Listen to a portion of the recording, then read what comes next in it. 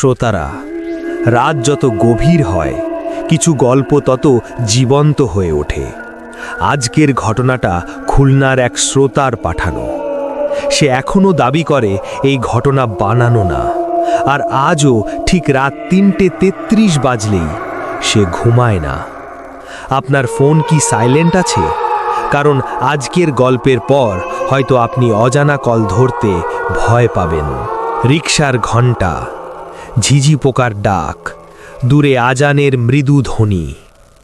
রায়হান, বয়স ২২, বিশ্ববিদ্যালয়ের ২য় বর্ষের ছাত্র। হল ছেড়ে শান্ত পরিবেশে পড়ার জন্য উঠে আসে খুলনার এক পুরনো একতলা বাসায়। দরজা খোলার কড়মড় শব্দ। বাড়িওয়ালা: বাবা, বাসাটা পুরনো কিন্তু ভাড়া কম, রাত একটু নিরিবিলি। রায়হান: সমস্যা নাই চাচা, পড়াশুনো করলেই হলো। প্রথম কয়েকদিন সব স্বাভাবিক, কিন্তু চতুর্থ রাতেই শুরু হয় অস্বাভাবিক কিছু। গভীর রাতের নীরবতা। হঠাৎ ফোনের রিং। সময় রাত ৩:৩৩। ঘড়ির টিক টিক, তারপর হালকা ডিং। রায়হান ঘুম জড়ানো কণ্ঠে: এই সময় কে কল দেয়? ডিসপ্লেতে লেখা আননোন। সে ধরে না। দ্বিতীয় রাতেও ঠিক একই সময় কল। তৃতীয় রাত, ফোন রিং, একটু জোরে। রায়হান কাপা কণ্ঠে: হ্যালো। ওপাশে স্ট্যাটিক শব্দ, ফিস ফিস। অজানা কণ্ঠ, মেয়েলি, দূর থেকে: দরজাটা খোলো। হঠাৎ দরজায় টোকা। টক টক টক। রায়হান জানালার ফাঁক দিয়ে তাকায়। কেউ নেই, কিন্তু দরজায় আবার টোকা। আমি বাইরে দাঁড়িয়ে আছি। রায়হান সাহস করে দরজা খুলে ফেলে। বাইরে কেউ নেই, কিন্তু মাটিতে ভেজা পায়ের ছাপ। একটা, দুটো, তিনটে। ঘরের ভেতরে ঢুকছে। কে কে আছে? আমি তো ঢুকে গেছি। হঠাৎ সব নীরবতা। পরদিন সকালে বাড়িওয়ালা তাকে অজ্ঞান অবস্থায় পায়। এই ঘরে আগে এক মেয়ে থাকত। সে প্রতি রাত ৩:৩৩ কারো কলের অপেক্ষা করত। ছেলেটা কথা দিয়ে আসেনি। মেয়েটা ফ্যানের সাথে ঝুলে পড়ে। তারপর থেকে যেই ওই সময় কল ধরেছে সে শান্তি পায়নি। রায়হান বাসা ছেড়ে দেয়। নতুন বাসা, নতুন শুরু। ১ সপ্তাহ পর। সময় ৩:৩৩। এইবার ডিসপ্লেতে নাম: আমি তো বলেছিলাম। তুমি কে? আমি তো ঢুকে গেছি তোমার ভেতরে। হঠাৎ সব নীরব। ধীরে ধীরে হার্টবিট। দূরে কুকুরের ডাক। ঘড়ির টিকটিক। শ্রোতারা, গত এপিসোডে আমরা শুনেছিলাম রায়হানের গল্প। সে দরজা খুলেছিল আর কণ্ঠটা বলেছিল, আমি তো ঢুকে গেছি। আজ জানব সে কোথায় ঢুকেছিল।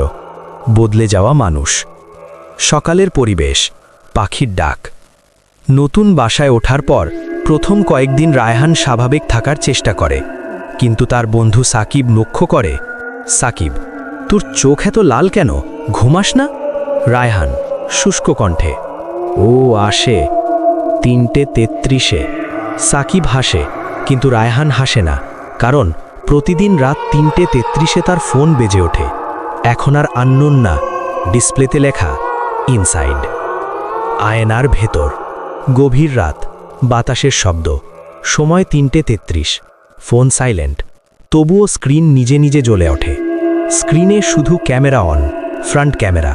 সে দেখে তার পেছনে কেউ দাঁড়িয়ে। ধীরে ধীরে সে ঘুরে তাকায়। কেউ নেই। আবার ফোনের স্ক্রিনে তাকায়। পেছনে মেয়েটা আরও কাছে। মেয়েলি কণ্ঠ ফিসফিস: তুমি তো দরজা খুলেছিলে। হঠাৎ আয়না ফেটে যাওয়ার শব্দ। রায়হান আয়নার দিকে তাকায়। আয়নায় তার প্রতিবিম্ব হাসছে, কিন্তু সে হাসছে না। শরীরের ভেতরে আরেকজন। পরদিন সকাল। রায়হান বলে সে নাকি রাতে ঘুমায়নি, কিন্তু সাকিব দেখেছে রাত ৩টের পর রায়হান ঘর থেকে বের হয়েছে। সিসিটিভি ফুটেজে দেখা যায় রায়হান ছাদের কিনারায় দাঁড়িয়ে কারো সাথে কথা বলছে, কিন্তু ভিডিওতে তার সামনে কেউ নেই। রায়হান ভিডিও দেখে কাঁপতে থাকে। আমি তো ঘরেই ছিলাম। হঠাৎ তার ফোনে নোটিফিকেশন, একটা ভয়েস মেসেজ। প্লে করতেই শোনা যায় রায়হানের নিজের কণ্ঠ, কিন্তু বিকৃত। আমি একা না, আসল সত্য। রায়হান আবার পুরনো বাড়িওয়ালার কাছে যায়। বাড়িওয়ালা কাঁপা গলায় বলে, মেয়েটার নাম ছিল মেহেজাবিন। সে অপেক্ষা করত, যার জন্য সে আর কেউ না, তুমি। রায়হান স্তব্ধ। বাড়িওয়ালা পুরনো একটা ছবি দেখায়। ছবিতে মেয়েটার পাশে দাঁড়িয়ে থাকা ছেলেটার মুখ ঝাপসা, কিন্তু ধীরে ধীরে ছবির মুখটা পরিষ্কার হয়। ওটা রায়হান। বাড়িওয়ালা বলে, প্রতিবার সে নতুন কাউকে বেছে নেয়, যার মুখ তার প্রেমিকের মতো। 3:33 শেষ রাত। ঘড়িতে 3:32। রায়হান সিদ্ধান্ত নেয়, আজ কল ধরবে না, দরজা খুলবে না। 3:33। ফোন বেজে ওঠে না, বরং তার বুকের ভেতর থেকে শব্দ আসে। ভেতর থেকে হার্টবিট, ফিসফিস। মেয়েলি কণ্ঠ একদম ভেতর থেকে, আমি তো বলেছিলাম, আমি ঢুকে গেছি। রায়হান আয়নার সামনে দাঁড়ায়। আয়নায় এখন সে একা না। তার চোখ দুটো ধীরে ধীরে সাদা হয়ে যায়। তার ঠোঁট নড়ে, কিন্তু কণ্ঠটা তার না, বিকৃত কণ্ঠ। এবার আমি অপেক্ষা করব। হালকা স্ট্যাটিক, ধীরে ধীরে নীরবতা। হোস্ট, শ্রোতারা, কিছু দরজা বাইরে থেকে বন্ধ থাকে, কিছু দরজা ভেতর থেকে। আজ রাত 3:33 আপনার ছায়াটা ঠিক আছে তো? কারণ কখনো কখনো অপেক্ষা শুধু একজনের না। এমন ভিডিও প্রতিদিন পেতে এখনই চ্যানেলটিকে লাইক, শেয়ার ও সাবস্ক্রাইব করুন।